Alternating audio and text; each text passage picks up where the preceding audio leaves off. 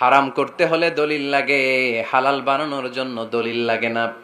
আবার যেন তেন কোনো দলিল দিয়ে, ঠুনকো কোনো দলিল দিয়ে কোনো জিনিসকে হারাম করা যায় না। হারাম করতে হলে অকাট্য দলিলের প্রয়োজন হয়। কথা বুঝতে পেরেছেন? প্রথম মূলনীতি ক্লিয়ার সবার কাছে?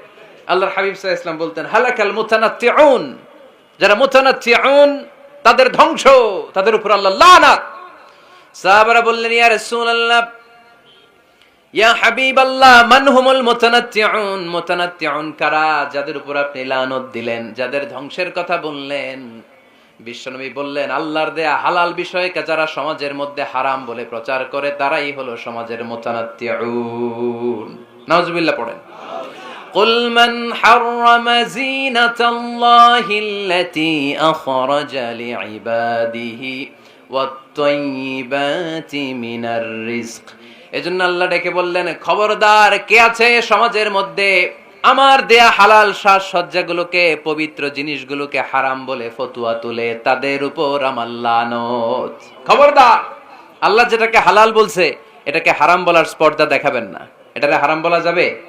তাহলে প্রথম মূলনীতি কি সবাই বুঝতে পারছেন? বুঝতে পেরেছেন? এই দুনিয়াতে বেসিকলি সবকিছু কি? আওয়াজ করে বলেন।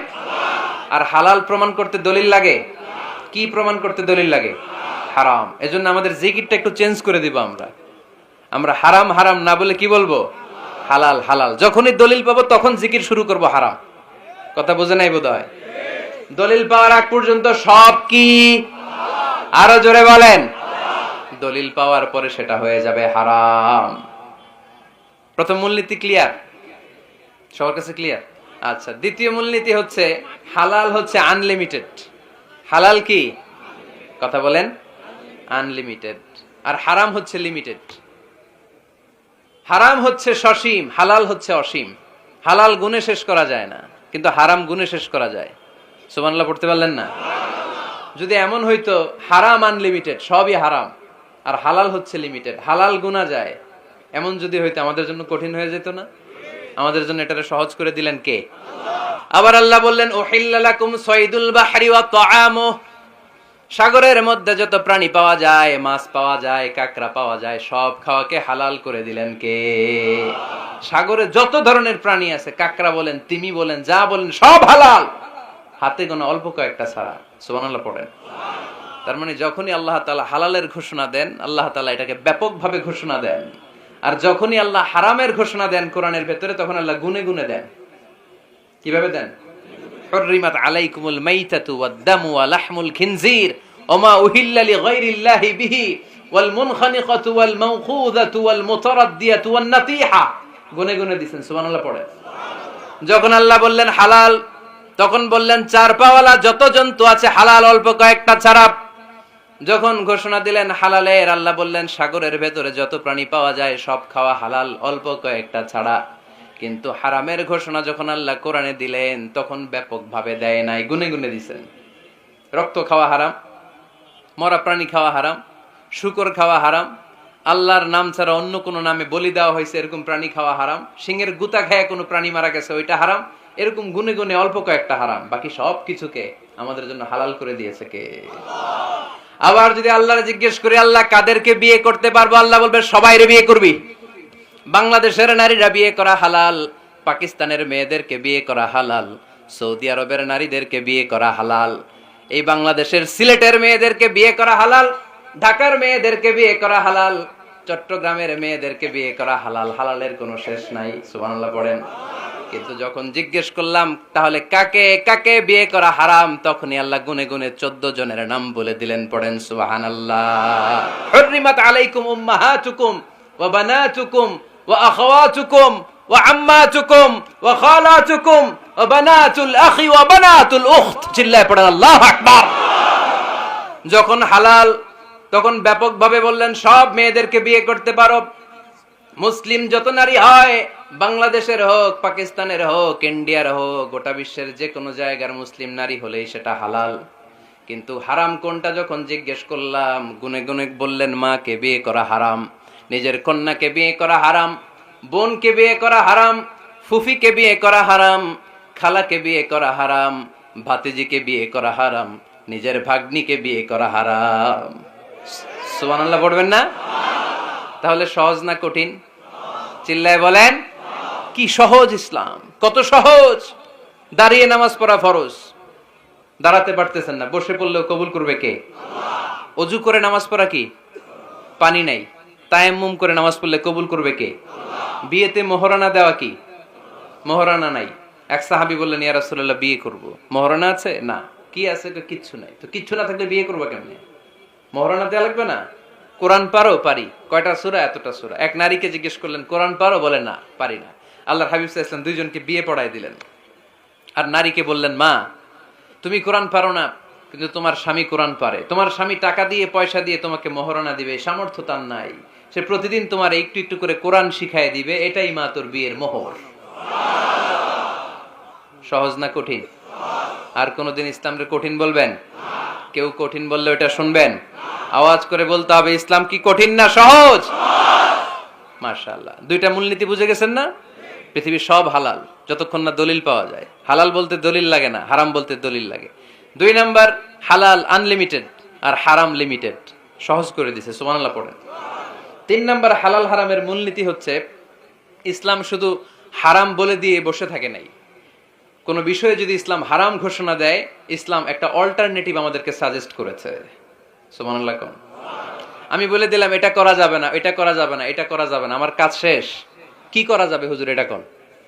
এরকম প্রশ্ন আছে না নাই? হারাম হারাম এই জিকির করে যে আপনি বসে রইলেন, হালাল কোনটা এটা বলে দিয়ে যান, চিল্লায় বলেন ঠিক কি না? ইসলাম শুধু হারাম বলে বসে থাকে নাই, যত জায়গায় ইসলাম হারাম বলেছে, ইসলাম একটা অল্টারনেটিভ সাজেস্ট করেছে। Islam provides us the alternatives, always alternative দিয়েছে। ইসলাম দ্যাট তো ইন কন্টে ঘোষণা দিয়ে আমাদেরকে জানিয়ে দিয়েছে সুদ খাওয়া হালাল না হারাম। আমরা বললাম, আল্লাহ সুদ যদি হারাম হয় আমরা কেমন করে আমাদের জীবন চালাবো? আল্লাহ বললেন, ওয়া আহাল্লাল্লাহুল বাই'a ওয়া হারামার রিবা। চিন্তা নাই, ভয় নাই, কেমন করে সমাজ চলবে জেনে রাখো। আমি আল্লাহ যখনই সুদকে হারাম করেছি, তার বিপরীতে ব্যবসাকে আমি আল্লাহ তোমাদের জন্য হালাল করে দিয়েছি। অল্টারনেটিভ আছে না নাই? অল্টারনেটিভ মানে বোঝেন তো? বিকল্প। অল্টারনেটিভ মানে কি? বিকল্প। সুদ হারাম, সুদ হারাম বলে বসে থাকলে হয়তো ঝামেলা লাগতো না? সুদকে হারাম করে দিয়ে অল্টারনেটিভ আল্লাহ আমাদেরকে, আমাদের জন্য ব্যবসাকে হালাল করে দিয়েছেন। পড়েন সুবহানাল্লাহ। ইসলাম বলেছে, ওয়ালা তাকরাবুজ জিনা, খবরদার বিবাহ বহির্ভূত, গার্লফ্রেন্ড বয়ফ্রেন্ড বলেন, পরকিয়া বলেন, কোন ধরনের শারীরিক সম্পর্ক জায়েজ নাই, এটা হারাম। জিনার কাছেও যেও না।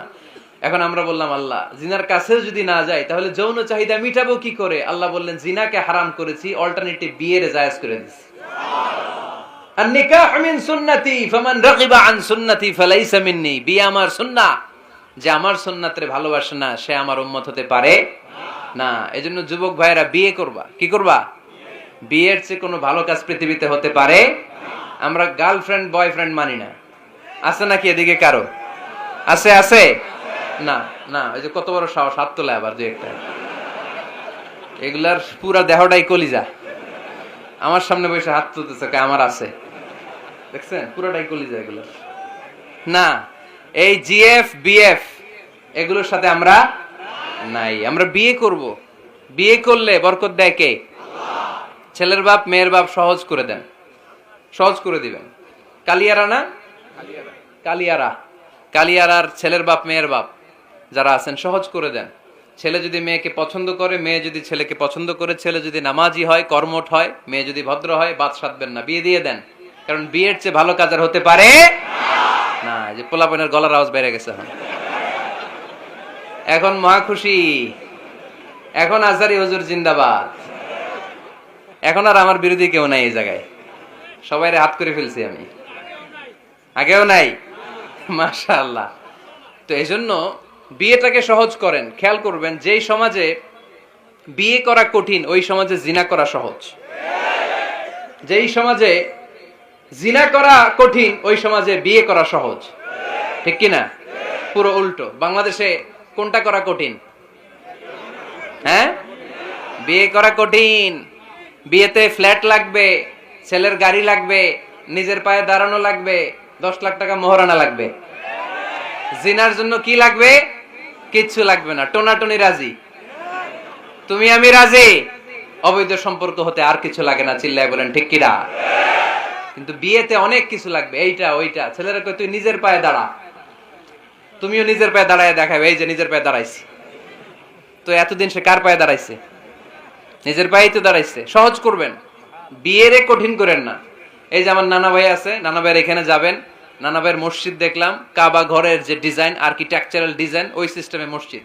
আজকে জোহরের সালাত করলাম, ওই মসজিদে নানা ভাই বিয়ে পড়ায় দিবে। সবাই চলে যাবে নানা ভাইয়ের কাছে। রাজি আছো সবাই? ওই যে খুশি, সব খুশি। দেখছেন বিয়েটা যে ভালো জিনিস তার প্রমাণ। বিয়ের কথা কইলেই পোলাপান খালি হাসে। এটা জান্নাতি সম্পর্ক তো এই কারণেই। আলাইহিস সালাম আর হাওয়া আলাইহাস সালাম দুইজনকে বিয়ে পড়াই দিছিল কে? আল্লাহ। এই দুইজন এমন দুইজন মানব আর মানবী, ওনাদের কোনো শৈশব ছিল না, ওনাদের কোনো কৈশোর ছিল না, যৌবন দিয়েই শুরু। এজন্য আগে আল্লাহ বিয়ে পড়াই দিছে। কথা কয় না? ওই মেয়ে আপনার শৈশব আছে না নাই? কৈশোর? আদম আলাইহিস সালামের শৈশব, কৈশোর। হাওয়া আলাইহিস সালামের শৈশব, কৈশোর। জীবন শুরু করছে কি দিয়া? যৌবন দিয়ে। বিয়ের দরকার আছে না নেই? এজন্য আল্লাহ জান্নাতেই বিয়ে পড়ায় দিলেন। বিয়ের সম্পর্কটা জান্নাতি সম্পর্ক, বিয়ের ভালোবাসাটা জান্নাতি ভালোবাসা। এর চাইতে পবিত্র ভালোবাসা দুনিয়ায় হতে পারে? তাহলে ইসলাম কোন জিনিসকে হারাম ঘোষণা দিয়ে মুখে কুলু পেটে বসে থাকে নাই, অল্টারনেটিভ সাজেস্ট করেছে। সুদ খাওয়া হারাম, অল্টারনেটিভ ইসলাম আমাদেরকে বলে দিল ব্যবসা হালাল। জিনা করা হারাম, পরকিয়া হারাম, গার্লফ্রেন্ড বয়ফ্রেন্ডের এই কালচার হারাম, তার বিপরীতে বিয়ে করা হালাল। সুবহানাল্লাহ পড়েন। এরপর ইসলাম বলে মদ খাওয়া হারাম। ইন্নামাল খামরু ওয়াল মাইসির ওয়াল আনসাব ওয়াল আজলামু রিজসুম মিন আমালিশ শাইতানি ফাজতানিবু। খবরদার, মদ, জুয়া, লটারি এগুলো হারাম করে দিয়েছে কে? আল্লাহ। আল্লাহ বললেন মদ খেও না, মদ তোমাদের জন্য হারাম ঘোষণা করা হলো। আমরা বললাম আল্লাহ, শীত প্রধান দেশে মদ খেলে শরীরটা গরম থাকে, মদ না খেলে তো বেঁচে থাকার উপায় না। স্ক্যান্ডিনেভিয়ান কান্ট্রিগুলোতে, সাইবেরিয়াতে মদ না খেলে ওদের বাঁচার উপায় নাই। এখন অল্টারনেটিভের দরকার আছে না নাই? আল্লাহ বললেন মদকে হারাম করেছি, কিন্তু মধু খাওয়াকে হালাল করে দিয়েছি। মধু খান আপনারা? আজকে খাইছেন কে কে দেখি? আজকে অনেকে খাইছেন?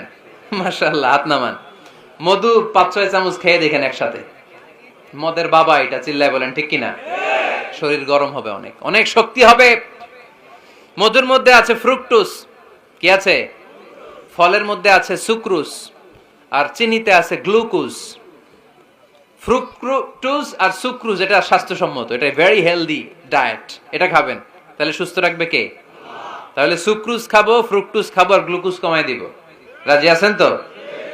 এরপর ইসলাম আমাদেরকে বলল ঢোল বাদ্য বাজানো এটা হারাম, অশ্লীল গান বাজনা হারাম, নাচানাচি হারাম। আমরা বললাম আল্লাহ, বিনোদনের একটা মাধ্যম তো আমাদের লাগবে। ইসলাম বলল ইসলামী নাশিদ যদি তুমি গাও সেটা হালাল। ঢোল হারাম, কিন্তু তার বিপরীতে দফকে হালাল করেছে কে? ঢোলের দুই দিকে আটকানো, এটা বাজালে নেফাকি তৈরি হয়, ধাম ধাম আওয়াজ তৈরি হয়, এমন বিট তৈরি হয়, ডান্স দিতে মনে চায়। আছে না নাই? প্রায় মাঝে মাঝে দেখি ওই গায়ে হলুদের অনুষ্ঠানে ইত্যাদি ইত্যাদি অমুক অনুষ্ঠানে বাসার ছাদের উপরে এমন বিটে হেভি মিউজিক্যাল ইনস্ট্রুমেন্ট দিয়ে এমন গান ছাড়ে, পুরো এলাকাটা কাঁপে ওনাদের সাথে। দুম্মা চলে, দুম্মা চলে, খালি কি চলে? দুম্মা চলে। খেয়াল করছেন? আপনার কাছে যদি বাজায় এই টেবিলটা কাঁপবে, সাথে সাথে আপনার শরীরও কাঁপবে, আপনাকে ক্রেজি বানাবে। ইসলাম বলেছে না, যেটা তোমাকে ক্রেজি বানায়, যেটা তোমাকে অস্থির বানায়, যেটা তোমাকে অশ্লীল বানায়, ওটাকে হারাম করেছে কে? কিন্তু তার বিপরীতে সুস্থ বিনোদন আমাদের জন্য হালাল করে দিয়েছে কে? ঢোল বাজানো হারাম, কিন্তু ঢোলের বিপরীতে ইসলাম আমাদের জন্য দফ বাজানো জায়েজ করে দিলেন।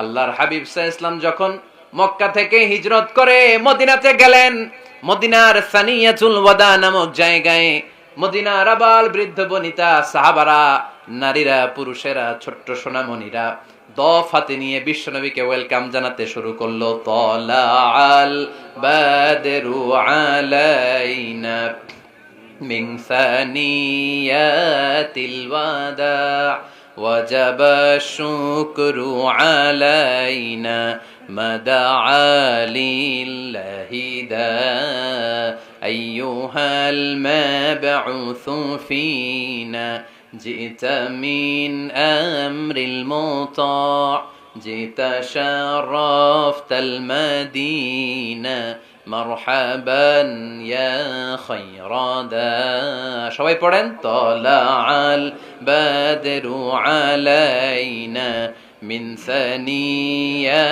الوداع وجب الشكر علينا ما دعا لله دا সুবহানাল্লাহ পড়েন